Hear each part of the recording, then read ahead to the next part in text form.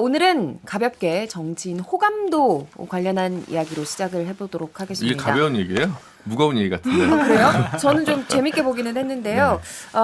이야기하기 전에 일단 조사는 한국갤럽에서 지난 12일부터 14일에 전국 만 18세 이상 1000명을 대상으로 한 조사 결과고요. 무선전화, 무작위 전화조사원 인터뷰 방식으로 진행됐습니다. 표본 오차 95% 신뢰 수준에 플러스 마이너스 3.1%포인트, 응답률은 14.6%고요. 자세한 내용은 한국갤럽 홈페이지나 중앙선거 여론조사 심의위원회 홈페이지를 참조하시면 됩니다.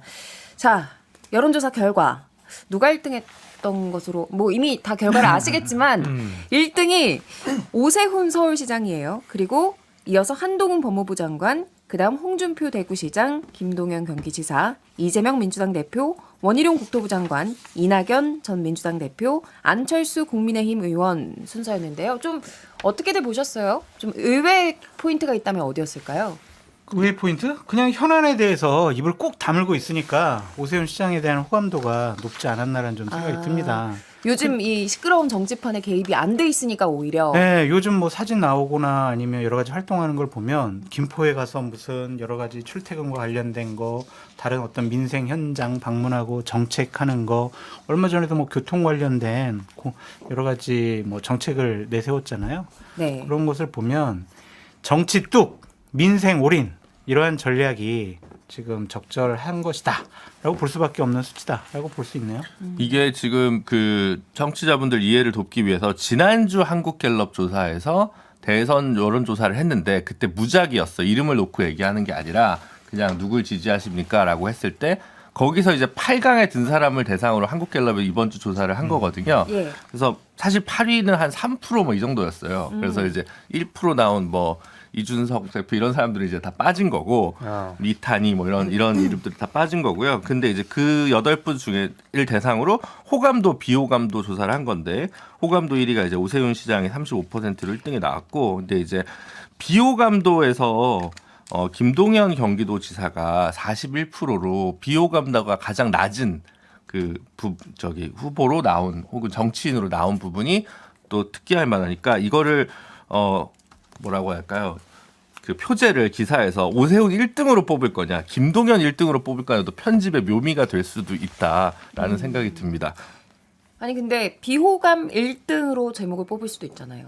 비호감 1등은 안철수 대표 69%인데요. 아니, 굳이 또 이렇게 안 좋은 거를 누구로 뽑으려고 그렇게 또 그럴 수도 잔인해요. 있잖아요. 네네. 앵커님. 그러네요. 현근택 변호사님은 어떻게 이게 보셨어요? 야당 입장에서 보면 지금 8명 중에 이제 1, 2, 3위가 여당이잖아요.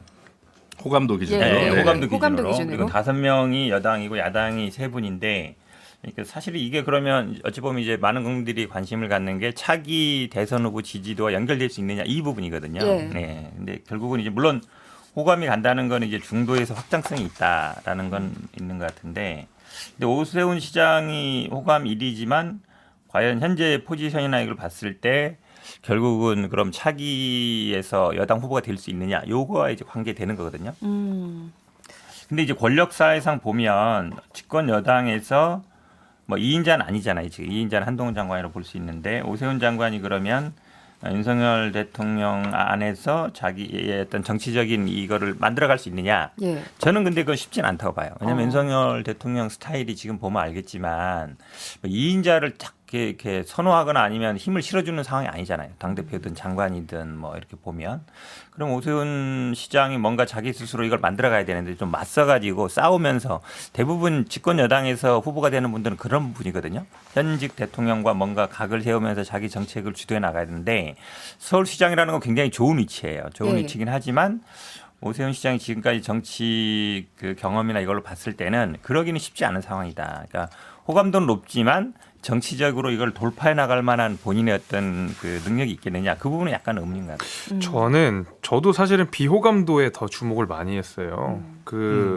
오세훈 시장과 김동연 지사 이 두 분의 비호감도가 제일 낮고 40%대거든요. 나머지는 다 50%가 넘거나 안철수 대표나 이낙연 전 대표 같은 경우에는 60%가 넘는. 이재명 대표도 61%예요. 당연히 이재명 대표는 포함이고요. 그래서 이분들과 오세훈 시장, 김동연 지사가 다른 점이라고 생각해 보면 지금 말 그대로 뭐 마라탕, 불닭볶음면, 뭐 매운 닭발이 난무하는 정치판 가운데서 네.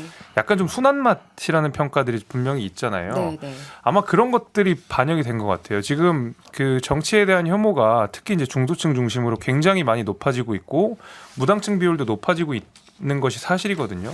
근데 이 무당층이 높아진다라고 하는 것은 양쪽 정당에서 나오는 메시지나 정치적 행위들이 너무 세요. 그러다 보니까 정치에 무관심하게 되고 뭔가 나긋나긋하고 뭐 민생을 어떤 민생을 중요시하는 정치인들을 찾게 되는 현상이 좀 이어지는 것 같거든요. 그래서 이제 오세훈 시장 같은 경우에는 앞서 말씀 주신 기후교통 카드 관련해서 얼마 전에 모 방송사에서 인터뷰를 하는 내용을 보니까 거기 재미있는 댓글들이 달리더라고요. 너무 듣기 편하다 이런 내용들이 많이 있었어요. 그러니까 뭐 차근차근 설명해주고 뭐 예. 싸우지 않고 이러니까 아마 저는 이런 정치 혐오와 양극단의 여야의 대립 이런 것들을 통한 반사작용 같은 걸로 김동연 지사랑 오세훈 시장이 그 비호감도가 좀 낮게 된 게 아닌가 저는 그렇게 생각합니다.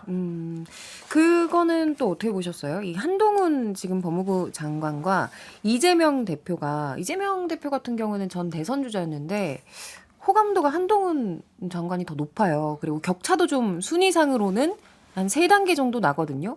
이거 이재명 대표가 조금 긴장하고 봐야 되는 거 아닐까요? 이게 이제 2단계죠. 정확히 얘기하면 이제 김동연, 이재명 그 두 분이 이제 29%고 한동훈 33% 중간에 이제 홍준표 네, 동률이 30%인데 있으니까. 동률이 네. 있으니까 그런데요.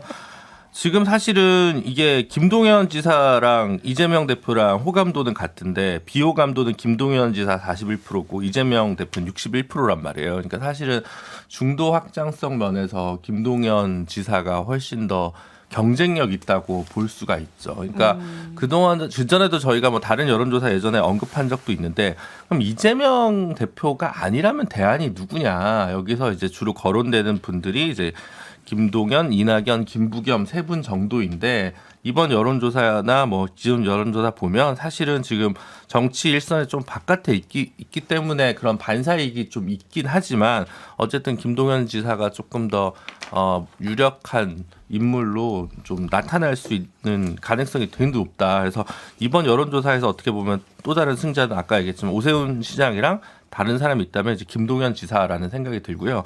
최대 어려움을 겪고 있는 거는 이제 원희룡 장관으로 보입니다. 원희룡 장관이 호감도 25%, 비호감도 58%인데 이제 호감도 기준으로도 이제 오세훈, 한동훈, 홍준표의 4강이거든요. 이분이 2007년 대선 경선 때 3등이었어요.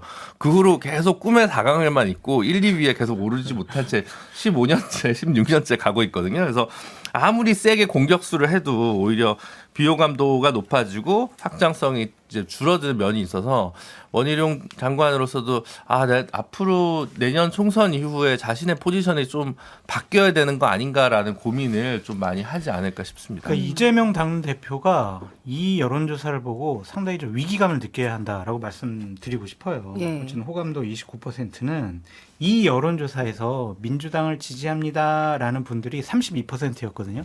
근데 민주당 지지층들을 제대로 흡수를 못하고 있다라는 거고 또 하나 눈여겨봐야 될 것은 진보층을 대상으로 해서 세분을 해보면 이재명을 지지해요 52%, 김동연을 지지해요 43%예요.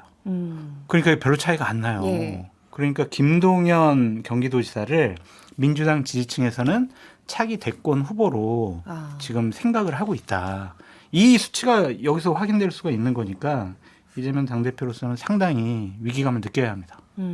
그러면 우리가 아까 얘기했던 안철수 국민의힘 의원에 대한 비호감도는 왜 이렇게 높게 나온 거예요? 좋아하세요? 아니 뭐 저의 개인적인 의견이 중요한 것 같지 않아요. 왜 자꾸 사회자를 괴롭힙니까? 네. 제가 볼 때는 결국은 이제 안철수 대표는 참 그때 차라리 총리를 하든가 굉장히 그러니까 저는 지난 대선 때 마지막 키워드는 안철수와 박지원이었다고 생각하거든요. 마지막에 격차가 그렇게 근소했을 때 각 진영에 각 당에 좀 유리한 키워드는 그거였다고 생각하고 그 기여도에 비해서 굉장히 과소평가 받는다고 생각하지만 그에 비해서 안철수 대표 본인은 얻은 게 거의 없다고 보여집니다. 왜냐하면 끝까지 차라리 완주를 했더라면 좀 다른 게 있을 텐데 또 단일화를 하니까 이제는 뭐 별로 이렇게 그 신뢰나 이런 부분에 있어서 좀 신뢰 지표가 좀 떨어진 부분이 있지 않나라는 생각이 들고, 그리고 지난 그 인수위 이후에 존재감이 실상 거의 없습니다. 최근에도 뭐 이재명 대표 보고 단식 중단하고 나랑 성남에서 붙자 해서 본인 공천에 약간 연연한 듯한 좀 온당지 못한 태도를 저는 보였다고 생각하거든요. 그래서 이제는 뭐 그리고 이제 오세훈이란 대체제가 어쨌든 있기 때문에 중도 확장성 면에 있어서도 안철수라는 이름이 가지는 매력도가 이제 좀 이제 시효 만료되지 않았나라는 생각입니다. 보수나 안철수- 진보층으로부터 다 예. 저 사람은 우리 사람 아닌 것 같아라고 하는 낙인이 찍혀 있는 것 같고 그냥 보수 쪽에서는 윤석열 대통령에게 대들어? 아 이거 싫어. 진보층에서는 아니 지난 대선 때 윤석열 후보 편들어줬어? 싫어. 이렇게 양쪽에서 다 배척당하는 것 같아요. 그러니까 비호감을 양쪽에서 모아서 이렇게 그런 큰 것 같아요. 수치가 네. 나왔다. 근데 그 비호감이라는 게 굉장히 부정적인 감정인데 맞아요. 그 부정적인 감정 내에서 스펙트럼이 되게 많잖아요. 예를 들면 이재명 대표 뭐 이런 사람들은 싫다가 훨씬 더 많을 거고, 아마 안철수 전 대표 같은 경우에는 답답하다, 좀 짜증난다 이런 감정들이 더 많을 것 같아요. 그래서 아마 안철수 의원에 대한 비호감도가 이렇게 높은 것은 다른 어떤 비호감이 높은 정치인과는 약간 결이 다른 것 같아요. 진짜 저 사람 싫다 이런 게 아니라 좀 짜증난다. 그 너무 오랫동안 누적된 피로감 같은 것들이. 그래서 저는 뭐 양쪽에서 다 그런 감정들을 느끼다 보니까 1등을 하신 게 아닌가, 비호감도 1등 하신 게 아닌가 이렇게 생각됩니다. 그리고 이 좀 보면 현 변호사님 네. 지금 상위권에 야권 이 정치인이 그렇죠. 네. 네, 김동연 지사 한 명밖에 없어요. 어떻게 된 일이에요? 그러니까요. 저도 이게 약간 보면 지금 상황이 그럴 수밖에 없는 게, 지금 야당은 뭐 전체적으로 다 뭐 부패 무능 집단, 그다음에 야당 내에서 우리 그 진보층이나 민주당 지지자들조차도 민주당 굉장히 뭐라 해요. 제대로 하는 것도 없고 뭐 하냐, 맨날 자기 지역구 행사나 다니고 있고 제대로 야당 역할을 못 한다는 평가들이 많아서 야당 지지자들도 야당 정치인들을 별로 좋게 얘기 안 합니다. 지금은 그런 상황인 것 같고, 근데 약간 이제 견해는 다를 수 있지만, 그러니까 결국은 이제 정당의 문제인 것 같아요. 예를 들어서 뭐 김동연 지사도 마찬가지고, 그러니까 당과의 결합 문제가 항상 있는 거고, 홍준표 제가 보기에 시장도 마찬가지고, 오세훈 시장도 약간 그런 입장인 것 같아요. 이제 본인의 지금 뭐 측근을 이제 뭐 공천한다 그러지만 손으로 꼽을 정도거든요. 그러니까 당내에서의 어떤, 김동연 지사도 마찬가지예요. 김동연 지사 사람이라는 사람이 민주당 내에 있느냐, 그다음에 홍준표 사람이라는 사람이 과연 이번 총선에서 대구에서 뭐 있는지 잘 모르겠지만 원래 잘 없으시니까. 그러니까 결국은 그러니까 이런 뭐 일반 대중의 어떤 호감도와 그다음에 그거를 당에서 실현하는 문제는 좀 다른 문제다. 아마 제가 보기에 공통적으로 한동훈 장관이야 뭐 그럴 염려가 없겠죠. 이재명 대표도 그렇고, 원희룡 장관도 비슷할 것 같고, 원희룡 장관도 일단 본인이 일단 생존이 우선이고 본인의 어떤 세력을 만드는 것까지는 아직은 아닌 것 같고, 그런 상황인 것 같아요. 안철수는 뭐 이거는 당연히 지금 두 분 말씀하신 것처럼 어느 쪽에서도 환영을 못 받는 이제 그런 위치가 된 것 같아요. 근데 안철수 후보는 상당히 좀 위기감을 느껴야 돼요. 정치인으로서 아니면 대권 후보로서. 왜냐하면 2017년도에는 호감도가 58%였어요. 당시에 호감도가 문재인 후보가 48%였거든요. 10% 이상 앞서면서 제일 호감도가 높았는데 네. 점점 낮아진 거는 정치인으로서 대권 후보로서 기대감도 낮아져서 저런 것이 아닌가 하는 생각도 듭니다. 알겠습니다. 여론조사 이야기는 여기까지 해서 좀 마무리 짓고요.